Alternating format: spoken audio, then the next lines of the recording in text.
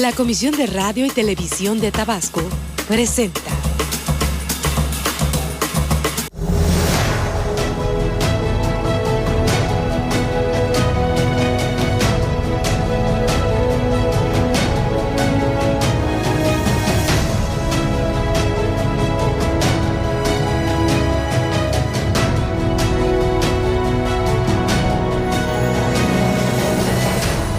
¿Qué tal, amigos? Muy buenas noches. Qué gusto de estar de nueva cuenta en comunicación con todos ustedes a través de Televisión Tabasqueña y de las estaciones de radio de la Comisión de Radio y Televisión de Tabasco. Permítanme, antes de iniciar nuestro programa de esta noche, pues transmitirle a nombre de todos quienes trabajamos en la Comisión de Radio y Televisión de Tabasco nuestra más sincera felicitación por ser hoy el Día del Amor y la Amistad, y qué bueno que dentro de todas las actividades, de las fiestas, de las reuniones y del plan de convivencia que tengan ustedes armados para el día de hoy, pues nos permitan estar juntos en estos momentos a través de la señal de Televisión Tabasqueña o bien a través de la programación de nuestras estaciones de radio. Muchas gracias por ello y le reiteramos nuestra felicitación para que estén disfrutando de un espléndido día del amor y de la amistad. Pero entrando de lleno, bueno, pues el día de hoy, y aprovechando que en nuestro estado se inauguró el día de ayer el 14º Encuentro Iberoamericano de Poesía Carlos Pellicer Cámara, hemos invitado a una parte muy representativa de los poetas nacionales y locales que están desarrollando una serie de actividades aquí en el estado, para invitarlos a que platiquen con todos ustedes sobre poesía. Y por ello me da mucho gusto y le damos la bienvenida a nuestras instalaciones de Televisión Tabasqueña a Héctor de Paz.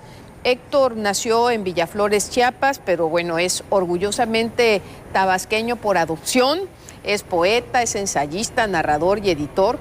Ha publicado diversos libros de poesía, como Cuadernos de Asombro bajo la lluvia en el 2013, Raíz de Palabra y Silencio, Papeles de la Isla, Ahogada Lumbre la Sangre, entre otros. Y bueno, también decirles que Héctor de Paz es un incansable promotor de los jóvenes escritores. Ha publicado por el Consejo Nacional para la Cultura y las Artes a través del programa cultural Tierra Adentro y la Universidad Juárez Autónoma de Tabasco.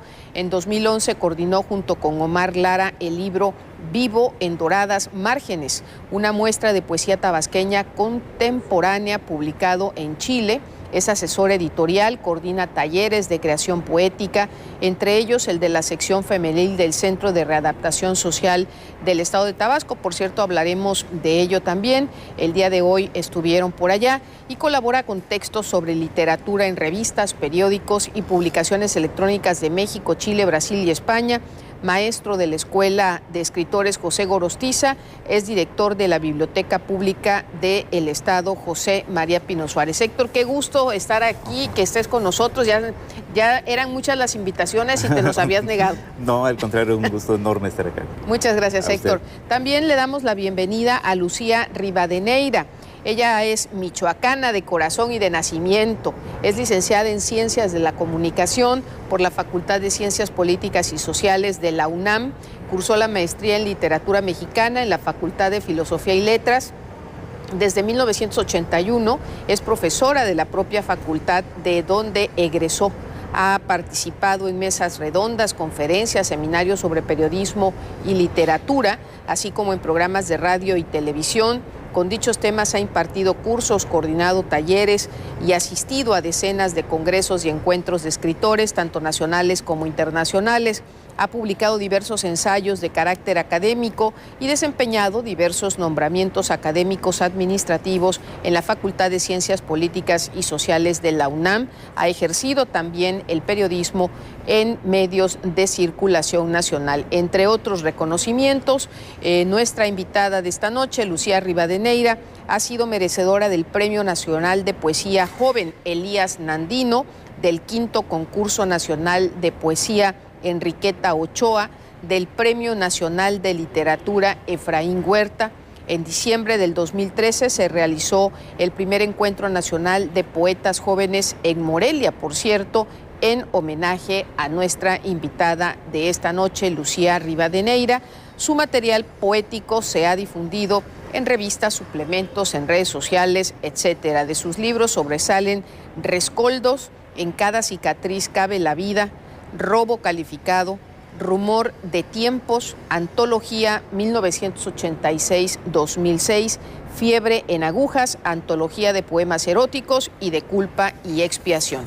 Y también nos acompaña el poeta José Homero. José Homero Hernández Alvarado es veracruzano, poeta, ensayista, crítico literario, editor, narrador, articulista y periodista cultural.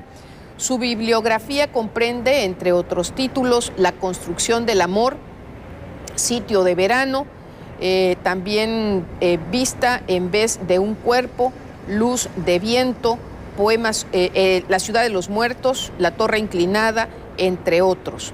Poemas suyos se incluyen en varias antologías, como ejemplo la de Luis Cortés Bargalo y Antología General de la Poesía Mexicana, Poesía del México Actual de la segunda mitad del siglo XX a nuestros días, de Juan Domingo Argüelles.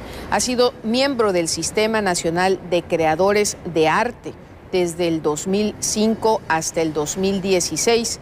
Entre otros reconocimientos, José Homero posee el Premio Nacional de Periodismo en el ámbito de la difusión cultural como miembro del equipo que coordinaba el Istmo en la Cultura, suplemento cultural del Diario del Istmo, el Premio Rubén Pavelo Acosta de Periodismo en Veracruz, fundador y editor de varias revistas y publicaciones dedicadas a la literatura y la crítica del arte y la sociedad, entre ellas Graffiti y el periódico cultural Performance de Jalapa. Así que con estos, de esta manera tan sencilla y sintética de sus currículums, bueno, pues evidentemente ustedes se dan cuenta de la gran talla y del gran camino que en materia poética acompaña a nuestros invitados de esta noche, y nuestro interés es poderlos aprovechar y que tengan una conversación con todos ustedes que nos ven a través de Televisión Tabasqueña y nos escuchan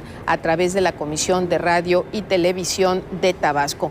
Y entrando de lleno, ¿qué significado tiene para los poetas nacionales y para los poetas en general, Lucía, este encuentro iberoamericano de poesía que ahora en Tabasco ya cumple sus 14 años? Yo creo que es una labor extraordinaria por parte del Estado, del Instituto y del equipo espléndido que tienen, que nos han atendido de maravilla. Hacía mucho tiempo que yo no venía a Tabasco y siento que me recibieron con los brazos abiertos. Y creo que además es un encuentro que lleva el nombre de un poeta universal, el poeta de América además. Yo agradeceré mil cosas, pero volverme a acercar a Pellicer, aunque nunca lo he dejado, yo creo que volverlo a leer ha sido algo maravilloso. Siempre es un descubrimiento, es un poeta que merece cualquier tipo de homenaje, y un homenaje convocado de manera internacional es lo menos que se le puede dar, ¿no? Además, no solamente por su trayectoria literaria, sino por su trabajo como un promotor de la educación, su trabajo como diplomático, y además esa pasión que tiene por la museografía. Entonces yo siento que era un hombre redondo de actividades, de labores, y una cosa que para mí hoy en día más que nunca es fundamental, creo que amaba a su país, amaba a México. Yo creo que a muchos a veces nos puede hacer falta amarlos, que era un poquito como lo amó Pellicer. Muchas gracias, Lucía. Héctor, el significado de este encuentro. Creo que para las nuevas generaciones quizá, y para quienes ya tenemos un cierto caminito recorrido en estas actividades, es importantísimo estar en contacto, poder estar en contacto presencial con los creadores que están dentro de lo más alto de la creación poética contemporánea en lengua española. Eso creo que es fundamental, poder, además de haberlos leído desde hace mucho tiempo, además de estar empezando en algunos casos a conocer su obra, poder tratar con ellos, poder platicar con ellos, escucharlos cómo leen. Eso es importantísimo para los jóvenes y para los que ya no somos tan jóvenes también, porque a muchos de ellos yo los he leído desde hace tiempo y no tenía el gusto de conocerlos, y ahora podemos conocerlos, podemos platicar con ellos, estar en ese mismo entorno.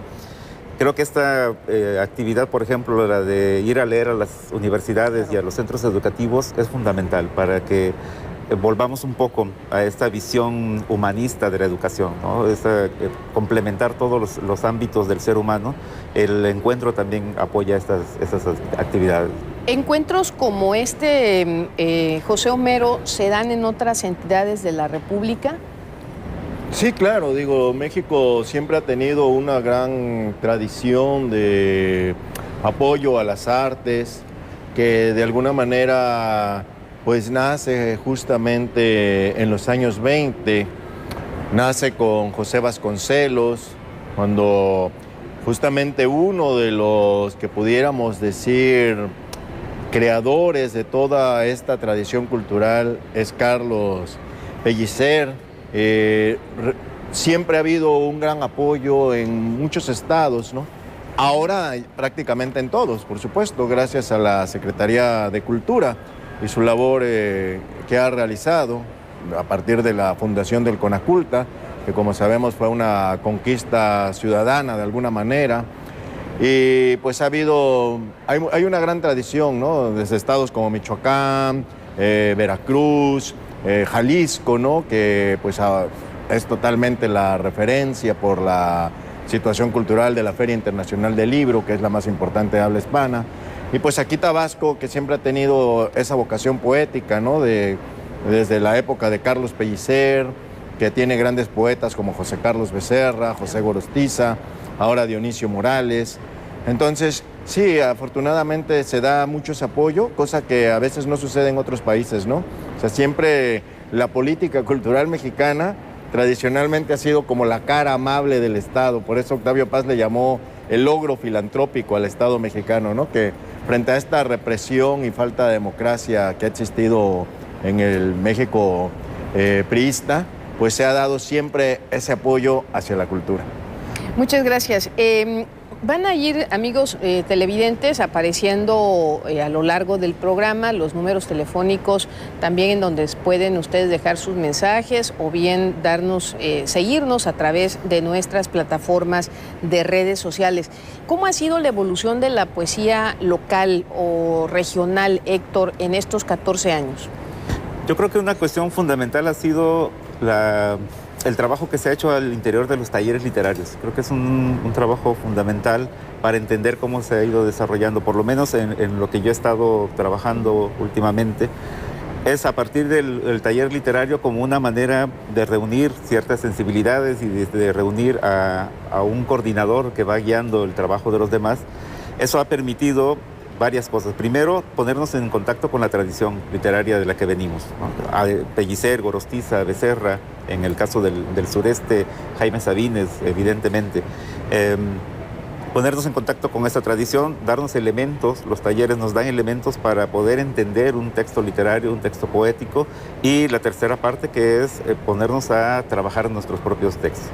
Creo que los sistemas de talleres literarios han funcionado bastante bien, con sus altas y sus bajas, estemos o no de acuerdo en cómo se manejan los talleres, pero creo que la posibilidad, tanto a partir de los talleres del gobierno del Estado como los talleres que hay en las universidades o en los centros educativos, eso cambió totalmente el panorama que era anterior a ello, ¿no? Que era el poeta trabajando solito o con 2 o 3 amigos.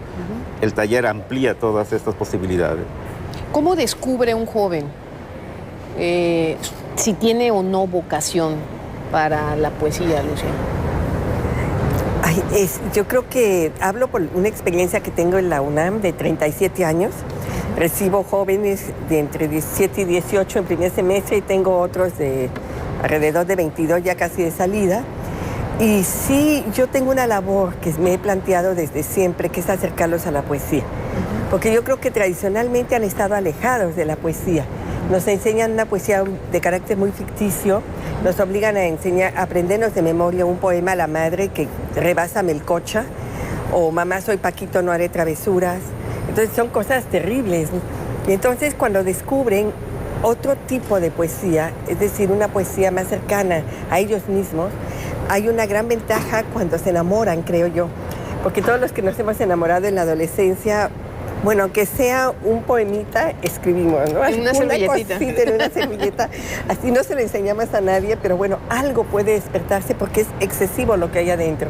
Sí. Y yo creo que en términos generales, cuando hay demasiado adentro, uno lo tiene que sacar de alguna manera. Una opción, creo yo, son las bellas artes en general, la literatura en particular y más que particular la poesía. Entonces yo le apuesto mucho con los jóvenes y creo que están en muy buena edad en este momento, a leerles frases que los dejen conmovidos, que los dejen así como que en la vida han oído tu boca sabía tiempo emponzoñado. Entonces dicen, ¿pero eso qué es? Y digo, es Octavio Paz. Entonces, así cuando digo, la próxima vez que quieran terminar una relación, digan, te dejo porque tu boca sabía tiempo emponzoñado. Buena frase. Y entonces dicen, bueno, yo creo que sí. Le digo, perdón, ahí yo creo que alguien me dice eso y yo lo detengo y le digo, no te vas. A ver, explícame, ¿no? Pero le contestarías con otra frase. Por supuesto, con otro poema. Con otro poema, con otro verso. Entonces yo sí creo que es una labor muy grande ojalá la educación le apostara mucho a la poesía. Además porque en poesía lo menos es más.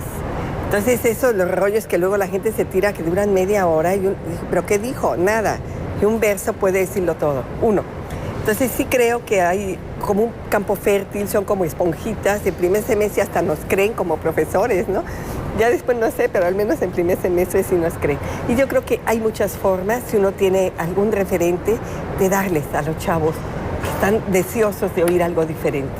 Es una experiencia.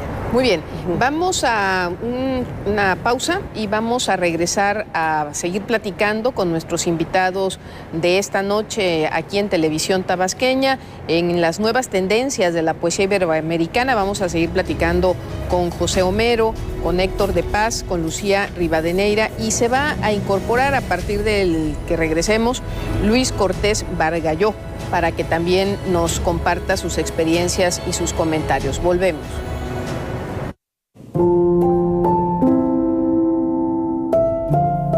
Entre todas las flores, señoras y señores, es el lirio morado la que más me alucina.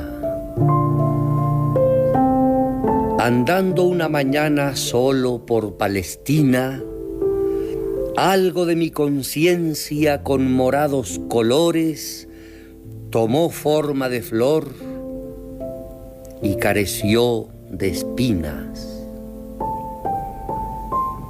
El aire con un pétalo tocaba las colinas que inaugura la piedra de los alrededores. Ser flor es ser un poco de colores con brisa. Sueño de cada flor, la mañana revisa con los dedos mojados y los pómulos duros de ponerse en la cara la humedad de los muros.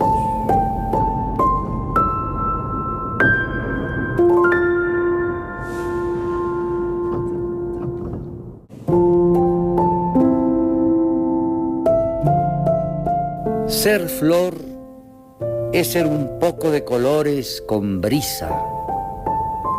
La vida de una flor cabe en una sonrisa. Las orquídeas penumbras mueren de una mirada mal puesta de los hombres que no saben ver nada. En los nidos de orquídeas, la noche pone un huevo y al otro día nace color de color nuevo. La orquídea es una flor de origen submarino. Una vez a unos hongos allá por Tepoztlán, los hallé recordando la historia y el destino de esas flores que anidan ahora tan distantes del mar. Cuando el nopal florece, hay un ligero aumento de luz. Por fuerza hidráulica el nopal multiplica su imagen. Y entre espinas con que se da tormento, momento colibrí a la flor califica.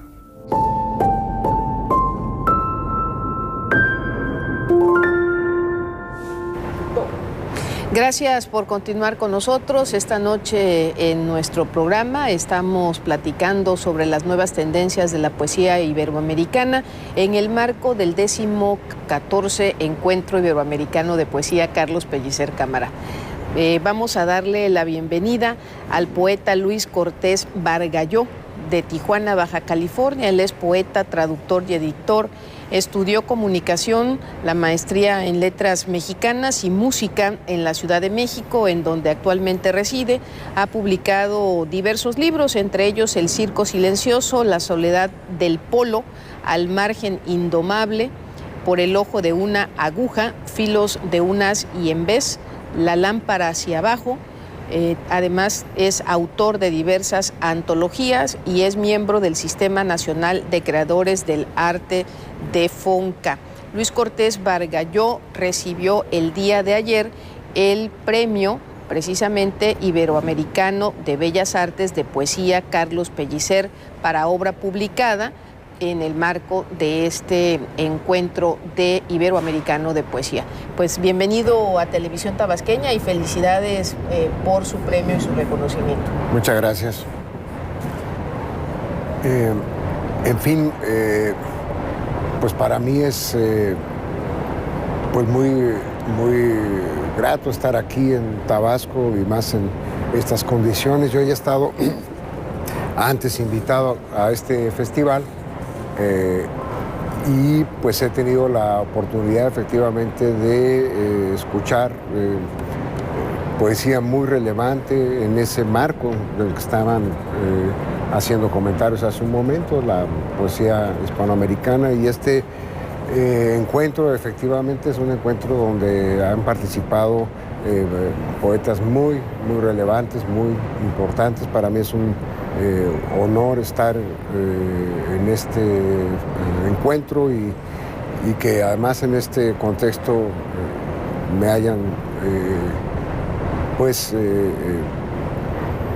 dado este premio, un premio de los más antiguos que hay en el país y que pues para mí es un honor y por supuesto un gran gusto recibir, ¿no? Muchas gracias, maestro. Vamos a platicar y le vamos a pedir inclusive si nos puede leer algo de los poemas de La Lámpara hacia Abajo en un momento más. Claro, vamos a continuar con el hilo conductor que traíamos en el programa. Y José, escuchando a Lucía, José Homero, sin lugar a dudas, una parte fundamental para hacer poesía es también una forzosa obligación o compromiso o gusto por leer, ¿no? Sí, claro. Entre los jóvenes. Y normalmente no a los jóvenes se le da la lectura. A eso me refiero. Sí, bueno, digo, pasan varias cosas, ¿no? O sea, es una respuesta compleja. Es casi como preguntar qué es la poesía o qué es el arte, ¿no? Se puede pasar uno hablando 10 horas. O un seminario. O un seminario. Aquí hay varias cosas, ¿no? Realmente hay una deficiente promoción de la lectura y hay una deficiente campañas de promoción de la lectura. Una cosa es no se lee. Hay campañas de promoción de la lectura que no deben de estar muy bien porque llevamos 20 o 30 años promoviendo la lectura y no se incrementa el número de lectores. Por otra parte, pues hay una mala educación, es decir, son dos fenómenos distintos. La mala educación provoca que no estemos acostumbrados a leer. En otros países se lee. No estoy diciendo tampoco que todos sean unos atenienses en el agua, pero sí leen más, acostumbran a leer, ¿no? Digo, este libro, de repente, antes de que salga, se está vendiendo totalmente en Estados Unidos. Si ahorita apareciera, digamos, un libro sobre revelaciones del sexenio de Peña Nieto, ¿cuántos se venderían? 50,000 ejemplares. En Estados Unidos se están vendiendo millones. Entonces, eso habla de una diferencia. Luego está el otro fenómeno. Yo creo que también, porque no estamos acostumbrados a leer, hay jóvenes, digo, no todos, por supuesto, hay jóvenes que quieren escribir sin leer. Es decir, que entra de pronto más el ego que la necesidad. Porque sí, digamos, la poesía habla de uno, ¿no? Partes de ahí. por principio, ¿no? Yo creo que eso es algo radical. No puedes dar voz a la colectividad si antes no hablas por ti mismo. Pero es muy distinto hablar de uno mismo a ser egoísta o a ser egocéntrico. Entonces, sí sucede que hay mucha gente que quiere hablar de ellos solamente, pero no leer. Entonces, terminas teniendo expresiones muy pobres, ¿no? Yo siempre lo comparo con la cocina, ¿no? Si tú no aprendes, digamos, a comer otro tipo de comida, probablemente solo vas a saber preparar una salsa en licuadora o hacer unos huevos revueltos, porque ni siquiera te van a salir bien unos huevos estrellados si no tienes un mayor contacto. Entonces, muchas veces, seguramente, tanto Luis, Héctor, Lucía, yo creo que el principio de uno como tallerista comienza a enseñarles a leer. Pero insisto, no todos, ¿no? Muchos de los que ya llegan con esa vocación de que quieren escribir es porque antes han sido lectores, pero no falta algunos que pueden tener la vocación, pueden tener el llamado, por algunas circunstancias no saben leer. Lo que mencionó Lucía es cierto, ¿no?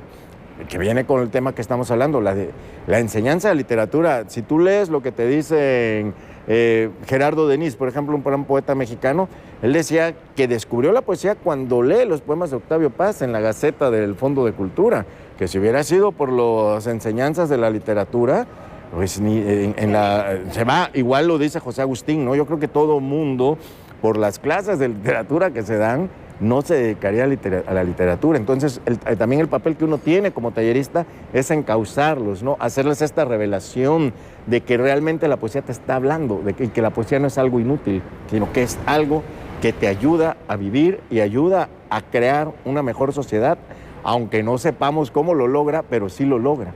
Ahora, Héctor, en los talleres a los que tú te has referido, los jóvenes o quienes participan, no necesariamente solamente jóvenes, quien asiste a estos talleres, descubre la fuente de inspiración.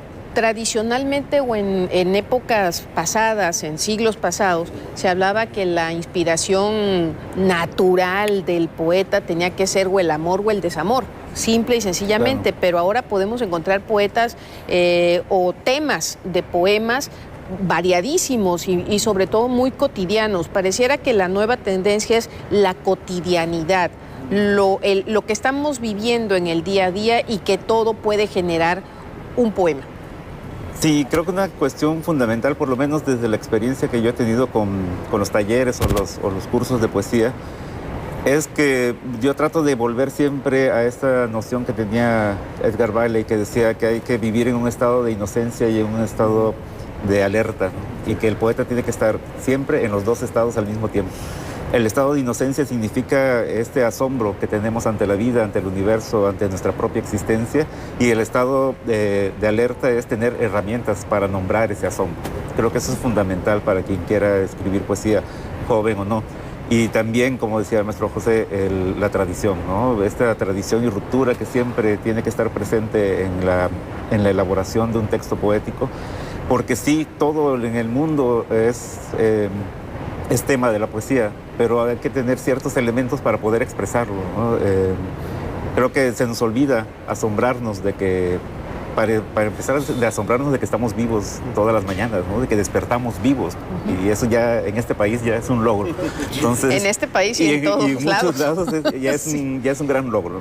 Y se nos olvida sorprendernos de eso, se nos olvida de la gente que vive con nosotros, de los animales que viven con nosotros, de las flores, de lo que sea.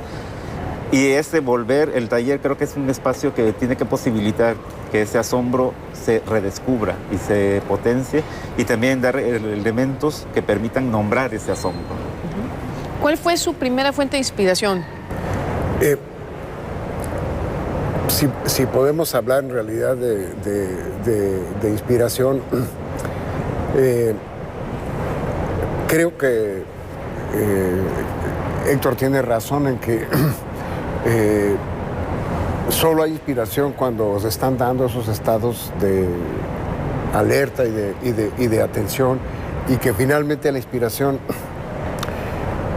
yo no lo veo así porque pienso que en realidad eso es una metáfora, pero la inspiración no es tanto un don o una facultad, sino como una capacidad que prácticamente tenemos todos, porque nuestra vida puede depender de eso. La va uno desarrollando. Es una capacidad que tiene que ver con poder juntar una cosa con otra, un pensamiento con otro, un sentimiento con otro, una imagen con otra. Y todo eso en un momento dado y en un lugar dado. Ese lugar dado es el poema, por ejemplo, para el poeta. Pero para cualquier otro es pues, su propia vida. Primera fuente de inspiración, me preguntas. Seguramente la lectura de otros poemas, lo estaba diciendo Homero, ¿no? La lectura de otros poemas. Y más que decir esto me llamó la atención, ¿por qué? Porque no podemos evitar el hecho de que la poesía como tal es algo real que está ahí en el mundo. Hay algo ahí que nos está llamando, que nos conmueve, etcétera, etcétera. Pero de ahí hay poesía en el mundo. Pero de eso al poema hay un salto importante, ¿no? O sea, un poema no lo haces con sentimientos, un poema no lo haces con... Todo está presente, no lo haces con ideas, lo haces con palabras. Y esas palabras tienen que estar en un estado específico. ¿Qué es lo único que te puede inspirar cuando te das cuenta de que hay una palabra que está vibrando en ese sentido y que tienes que indagar ahí? O sea, la fuente de inspiración es eso, es esa vibración, esa espera que está en el lenguaje y que le permite hacer un puente con el mundo. Y encuentras ese momento y en ese momento es ¡pum! Una cosa se juntó con otra y hay un fluir, hay un estar, hay un espacio propio, encuentras eso. A mí estoy hablando en realidad mucho más del vaso que del contenido. El contenido es nuestra experiencia de todos los días y también nuestras experiencias extraordinarias, porque todo cabe ahí. A ver, en estos momentos nos están viendo muchas personas en los municipios del estado. Televisión Tabasqueña llega a los 17 municipios del estado. Afortunadamente tenemos una cobertura total en la entidad y allende las fronteras, pero particularmente circunscribiéndonos al estado. Y puede ser que los estén escuchando muchos jóvenes que por distintas situaciones no puedan acceder a un taller de los que ofrece el Instituto de Cultura. ¿Qué le recomendarían a esos jóvenes o a esos adultos que nos estén viendo y que se han sentado tal vez a la sombra de una bella ceiba, ¿no? O tal vez regresando de sus labores de pesca y sienten la necesidad de escribir y lo hacen, pero dicen, a esto le hace falta algo, ¿no? ¿Cómo pueden ellos, se puede ser también un poco autodidacta, le podrían dar así algunos tips, unas sugerencias? Claro. Bueno, yo creo que por sobre todo el quitarnos esa mala metáfora de que la inspiración nos va a tocar así y nos va a transformar. Hasta donde yo recuerdo, ninguna musa o ningún muso ha pasado y me ha soplado algo al oído. No lo recuerdo. Okay. Decía por ahí Picasso que ojalá cuando llegue la inspiración nos encuentre trabajando, ¿no? Entonces, si yo intento, algo me tiene que salir, ¿no? Pero a la par, sí yo le apuesto mucho al autodidactismo. ¿Por qué? Porque a veces estamos muy acostumbrados a que nos lo den todo. Pero un muy buen libro de poemas, una novela, un cuento, la literatura en general, creo yo que cuando da con su lector, como decía Borges, es un hecho estético, da con el lector. Y uno dice al final, bueno, me quedé con ganas, quiero seguir leyendo o quiero escribir, o las dos cosas. Entonces yo creo que en ese momento, cuando un libro logra hacer eso con nosotros, es maravilloso. Y la apuesta es leer, que quitarse la palabra aburrido y tedioso. No hace mucho, en este semestre que estoy dando, empezamos a comentar un libro en la clase, es cuarto semestre, y un alumno me dijo, oye, pero es que el libro que nos dejaste no era aburrido. Entonces ya daban por hecho que era aburrido. Entonces ahí ya estamos imponiendo la dictadura de ciertas palabras, claro, olvidarnos de ellas, ¿no? Y sí creo que la lectura es lo que nos hace en gran medida, ¿no? Como escritores, o a lo mejor no logramos ser escritores, pero sí grandes lectores. Y eso para mí ya sería ganancia. Sí, porque esa es una diferencia, ¿no? Que yo creo, hay que escribir. Por el principio, retomando tu pregunta, diría, lo importante es escribir. Vuelvo a la metáfora de la cocina o del fútbol, ¿no? Para que podamos entenderlo como con aficiones cotidianas. Si nosotros no pateamos un balón, nunca vamos a llegar a aprender a driblar. Claro. Si nosotros no preparamos simplemente unos huevos, no vamos a aprender a realizar algo más complejo. Si no aprendemos por lo menos a trocear un tomatito, no vamos a llegar a algo más. Entonces, lo principal sería escribir. Si alguien dice, yo quiero escribir poesía, pero ¿cómo le hago? Bueno, escribe lo primero que se te ocurra. No estés pensando que vas a publicar, no estés pensando que vas a ser más grande que Octavio Paz. No, escribe como modo de expresión. Después lee. Con la propia lectura, vuelvo a la metáfora culinaria, ¿no? Cuando tú ya empiezas a comer, tú dices, ah, caray, ¿no? Estos huevos creo que no me quedaron igual que los que me venden en este restaurante. Y ya, si sigues en la experiencia gastronómica, te das cuenta que hay restaurantes que cocinan mejor que otros. Entonces es lo mismo, ¿no? Estás leyendo y vas a decir, ah, caray, no me quedó tan bien. Esto que yo dije que la florecita es muy bonita, creo que ya le han dicho 40,000 personas. Pero vas en ese cauce. Y segunda, escribir no necesariamente es tampoco la literatura, ¿no? Entonces no necesitamos quizá estar inspirados. Podemos escribir de muchas cosas, es decir, no necesariamente tenemos que escribir de amor o de muerte. Podemos escribir de una experiencia, como tú dijiste, de la ceiba o de la pesca.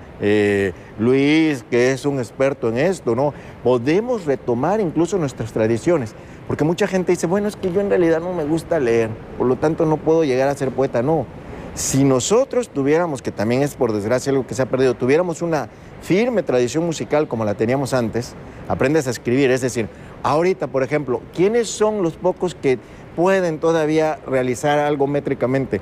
Los de son jarocho y los norteños de los corridos, no los norteños de banda, los norteños de los corridos que pueden escribir en octosílabos o en el son jarocho en décimas, porque tienen el oído educado. El rock, por ejemplo, americano o británico, tiene una enorme tradición lírica porque ellos se saben los poemas, los aprenden, y es muy distinto. Nuestro rock mexicano, digo, oímos una canción de Maná y es verdaderamente patético, ¿no? O de Caifanes, es una pobreza lírica terrible. En cambio, oímos a The Doors, a Jim Morrison, ¿no? A Lennon, a McCartney. Tienen una enorme riqueza. Entonces, la poesía no solamente está en las lecturas, sino está también en la música, está en nuestros cuentos, está en nuestras tradiciones. Y hay que aprender a oírla. Bueno, vamos a la siguiente pausa y regresamos a Televisión Tabasqueña, esta mesa dedicada especialmente a la poesía. Volvemos.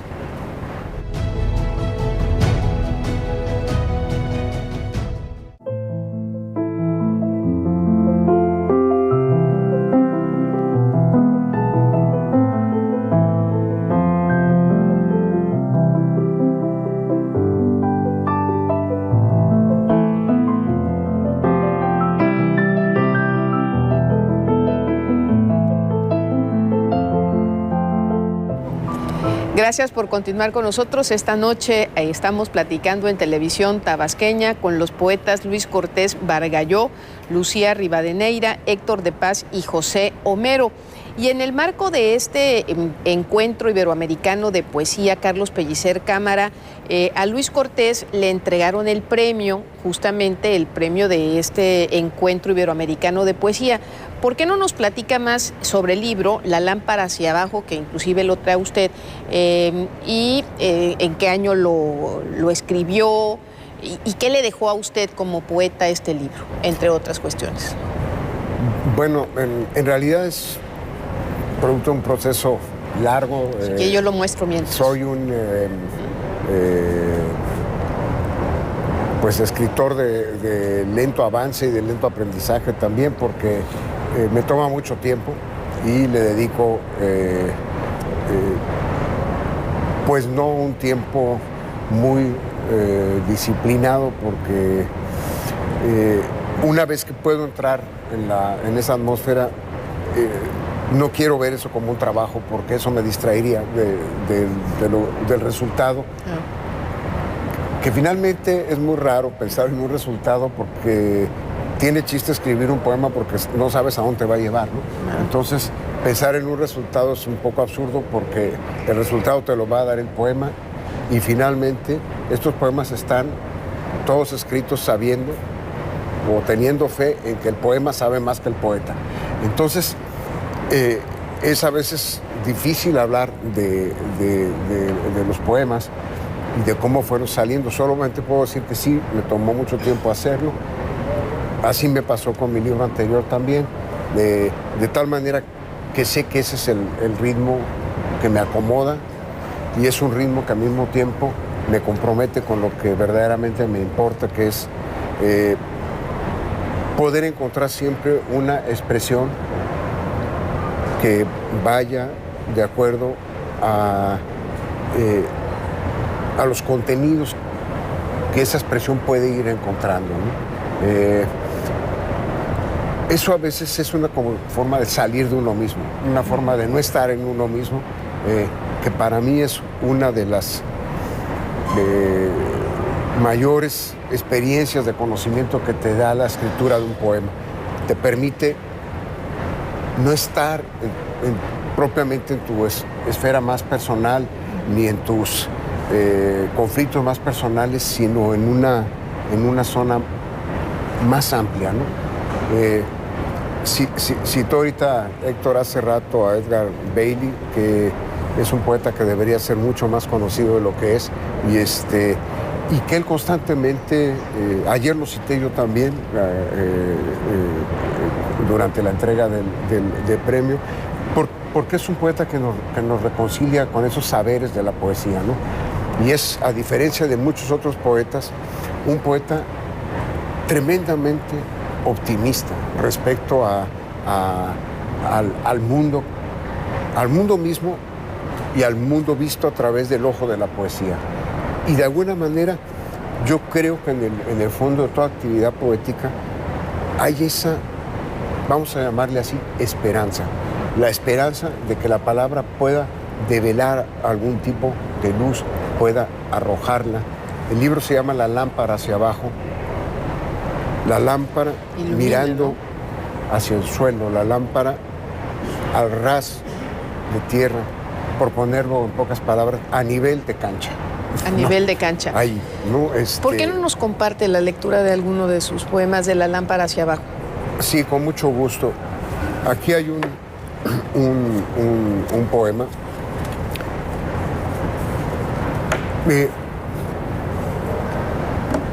Lo escojo porque de alguna manera creo que se relaciona con algo que está allí presente todo el tiempo a nuestro alcance, que son esas cosas que la poesía toca, siento yo, de otra forma, ¿no?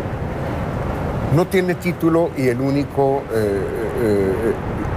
indicador de por dónde va es un pequeño epígrafe, un pequeño gran epígrafe de Lao Tse que dice: la gravedad es la raíz de la gracia. Aquí trato, obviamente, de hablar en qué podría consistir la gracia de lo grave, lo pesado, ¿no? Lo imantado, atraído, robándose la luz y regresando al barro, limo, légamo más densa, removiéndose hacia el fondo la raíz que va ganando fuerza, curva, hondura, enterrada contra el nudo y cuerdas del origen ciego. Allí donde caemos lenta, inexorablemente, con la nuca floreciendo desgreñada en otro mundo, donde rumian los rebaños con cencerros lastimosos, y hay un río que se hunde entre sus brillos con el hombre deslumbrado en un extremo.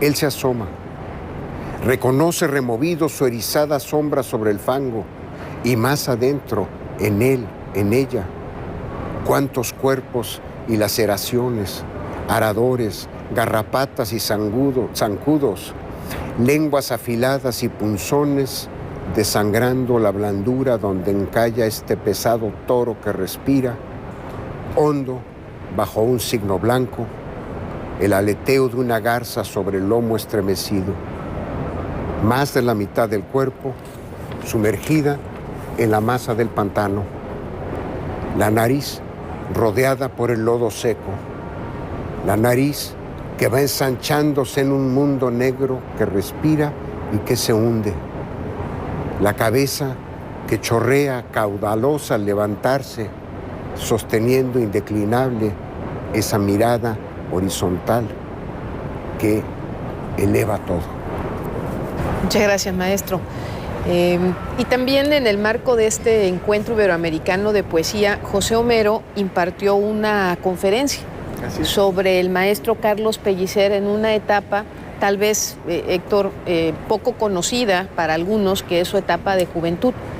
Compártenos, poeta, lo que expresabas en la conferencia para quienes nos están viendo y escuchando a través de Televisión Tabasqueña.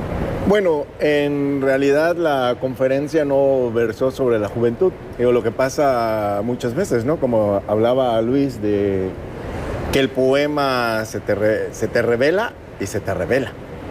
Digo, como no soy español, no puedo hacer ese juego de la diferencia entre la B de vaca y la B de burro, ¿no? Pero la idea es de revelación y de rebeldía. Entonces, habría que dar el nombre de la conferencia. Yo quería abordar un poco como la poética juvenil de Pellicer. Entonces me di cuenta que el tema era otro. Y como a mí me gusta intentar proponer como visiones unitarias, digo, no tengo ese prurito académico de pensar, ¿no? Que no puedes hablar como una totalidad hasta que no pases 500,000 estudios. Yo estudié letras y uno de mis maestros era semiótico, Renato Prada. Renato Prada siempre nos decía, por ejemplo, que no podías abordar la estética de alguien si no había, no sé, 40,000 estudios. Ponía de ejemplo el análisis de un cuento de Maupassant, un cuento de 5 cuartillas sobre el que Greimas había escrito como 600 cuartillas. Entonces, hasta que se escribieran unos 40,000 obras de 100,000 cuartillas sobre los cuentos, quizás entonces pudiéramos hablar sobre Maupassant. Pero yo soy al contrario, yo digo, finalmente es un ensayo, no es una propuesta, no pretendes tener la verdad. Entonces yo descubrí que el tema de Pellicer probablemente era la dispersión y el orden, o la profusión y la unidad, como le quieras llamar. Y versa sobre esto, sobre cómo es posible que Pellicer de pronto descubre que al subir, al ascender, sea en vuelo en avión o sea desde una altura, porque él era alpinista y le gustaba mucho subir a las montañas o a los cerros, a las colinas. Entonces divisa el mundo desde otra perspectiva y cambia totalmente su visión y cambia la poesía. Él escribió muy joven, y muy joven, muchísimo, prácticamente lo que sería la obra completa de algunos poetas consagrados. Pero realmente la mayoría de esos poemas, digo, hay que decirlo, aunque pueda parecer, digo, no es una ofensa porque él mismo nunca los quiso publicar. Realmente la mayoría de esos poemas no sirven de nada. O sea, lo que él vino publicando es todo esto. La obra inédita que dejó fueron como de 300 o 400 poemas que se publicaron a su muerte. Y te das cuenta por qué no los quiso publicar. Pero cuando comienza a publicar es que cambió de vista y cambia la poesía. Entonces, esa es mi propuesta, ¿no? Como el vuelo, la experiencia de avión, que eso ya se ha dicho, pero también lo del alpinismo, que eso prácticamente no se ha dicho o no se había visto de esa manera. Eso cambia la perspectiva de Pellicer, cambia la perspectiva de la poesía, y encontré algo que le decía ayer a Luis, que fue fortuito, ¿no? Fue ahí sí la revelación. De pronto me encuentro con un ensayo de Alfonso Reyes, El paisaje en la poesía mexicana, donde Alfonso Reyes habla de que las características del Valle del Anáhuac son muy semejantes a las que tenían los griegos, porque yo hablaba de que para los griegos el cosmos era perfecto, y como el cosmos era perfecto, los dioses de repente pueden contemplar. El don de los dioses es la contemplación. Entonces Pellicer comprende que el poeta puede contemplar, se da cuenta de la dispersión de las cosas, pero al mismo tiempo de la visión unitaria. Y Pellicer descubre eso a través de José María Velasco y la pintura del Valle de México. Alfonso Reyes escribe todo esto pensando en el Valle de México, que lo inspira Alexander von Humboldt para escribir la frase de has llegado a la región más transparente. José María Velasco pinta sus grandes paisajes del Valle de México siguiendo el mapa que deja Humboldt. Alfonso Reyes escribe su ensayo El paisaje en la literatura mexicana siguiendo a Humboldt. Pellicer descubre esos panoramas siguiendo a José María Velasco y espero que quede clara la hilación. Qué interesante. Héctor, cuando hacíamos tu presentación decíamos que parte de tus actividades aquí en el Estado es realizar estos talleres con las reclusas del Centro de Readaptación Social y de hecho el día de hoy estuvieron ustedes con ellas. Sí. ¿Desde cuándo realizas estos talleres? Y luego platicaríamos con Lucía sobre la experiencia vivida el día de hoy. Sí, bueno, los talleres que se imparten en el Centro de Readaptación comenzaron en el 2011, que fue cuando se empezó a trabajar intensamente con este programa. Tiene como finalidad brindar la oportunidad de acercarse a la literatura a quienes por circunstancias de la vida están privadas de su libertad y están en este lugar. Ha sido un trabajo intenso, un trabajo muy interesante.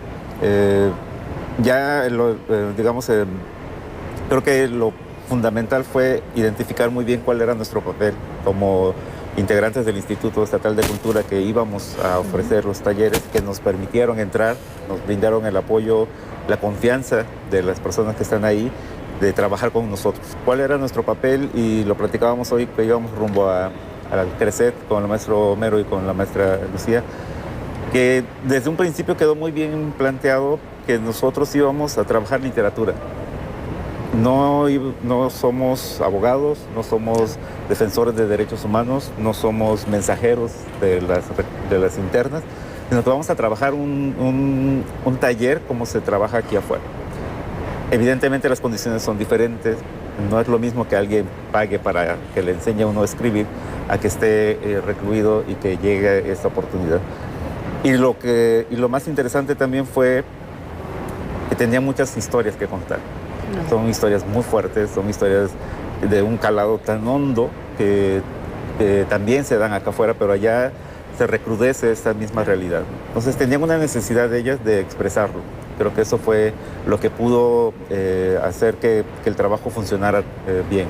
Ahora el taller lo coordina el maestro Luis Alonso Fernández, también del instituto, y ya han salido 2 libros con unas pequeñas antologías con los trabajos que se han hecho allá. Creo que esto es fundamental porque la idea que está atrás del taller, yo así lo entiendo, es esta frase de Gianni Rodari que decía el uso total de la palabra para todos, no para que todos sean genios, sino para que nadie sea esclavo. Creo que eso es fundamental, ¿no? Es decir, esta posibilidad de ampliar un horizonte que es tan cerrado, creo que es invaluable. Lucía, tu experiencia hoy. Fue realmente intensa. Al principio, poco antes de mi lectura de poemas, les comentaba que leer es una forma de volar. En consecuencia, pues estamos libres para volar. La escritura nos permite volar. En alguna ocasión yo di un taller que así se llamaba Leer para volar. Y la literatura y todas las bellas artes en general, al final nos hicieron el favor de bailar con ropa típica, bailaron el jarabe tapatío y luego un tango. Entonces yo dije, es que también pues la danza es otra forma de volar, las bellas artes en general. Entonces yo espero el gusto de escuchar a algunas de las reclusas y a una que ya está en libertad y ver los libros que maravillosamente han salido editados y ver la emoción también, cómo se conmueven leyendo, porque pues todo es muy íntimo, muy intenso, fuerte, ¿no? Claro. Muy intenso. No es fácil escribir sobre una situación que las llevó ahí, porque estuvimos en el área femenil.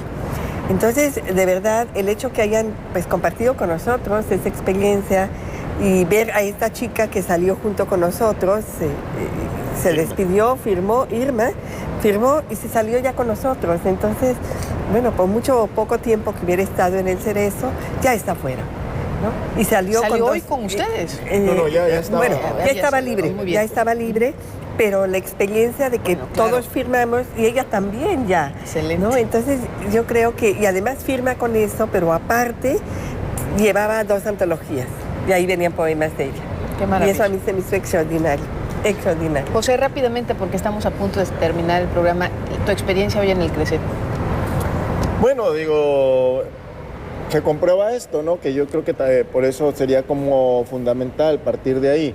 Y la poesía no es algo distante, no es algo que sirva para revestir, porque muchas veces pensamos que las artes, la escultura, es como algo para adornar, ¿no? Como cuando decidimos ponerle un techo especial a la casa para terminar. No, la poesía es el techo, o es el suelo, o es la casa, ¿no? Yo creo que algo que ha señalado un poco Luis también es cierto, es decir, la poesía primero nos permite descubrir quiénes somos y enseguida descubrir que somos parte de una totalidad. Esto de alguna manera era conciencia también de Pellicer, es decir, el poema te revela, por principio, tu individualidad, ¿no? Casi todos partimos de ahí. Siento, sufro, se murió mi papá, mi mamá, lloro, me enamoré, no me enamoré, me dejaron. Ahí partimos. Y luego poco a poco te vas dando cuenta que eres parte de una comunidad. Entonces, este tipo de trabajos, de talleres que se dan en estas condiciones son muy importantes porque le sirven a la persona para darse cuenta de primero expresar su sufrimiento y a través de ese sufrimiento, pues darse cuenta de que en realidad es una experiencia humana. Lo que tú cuentas le interesa a todos. Así nace la poesía, nace como mito y nace como mito para dar a voz primero a uno, pero termina siendo la voz de todos, ¿no? El primer héroe es todos. Muchísimas gracias. Bueno, estamos llegando a la parte final del programa. No me queda más que agradecer su presencia y sus valiosos comentarios a los poetas José Homero, a Héctor de Paz, a Lucía Rivadeneira y a Luis Cortés Bargalló por estar hoy con nosotros y compartir estas experiencias propias, y que decirles también que el Encuentro Iberoamericano de Poesía Carlos Pellicer Cámara continúa el día de mañana jueves. Estarán en el Centro de Estudios e Investigaciones de las Bellas Artes, estarán también recorriendo el Instituto Tecnológico Superior de Centla, estarán en varios municipios, en centros educativos. Ojalá lo puedan aprovechar en Comalcalco, en Paraíso, en Jalapa, en el propio Museo Carlos Pellicer. Las actividades van a concluir el próximo viernes y bueno, ojalá ustedes, amigos radioescuchas y televidentes, puedan asistir. La entrada es totalmente gratuita. Soy Dolores Gutiérrez Zurita, me despido. Gracias a todo el equipo por hacer posible este programa.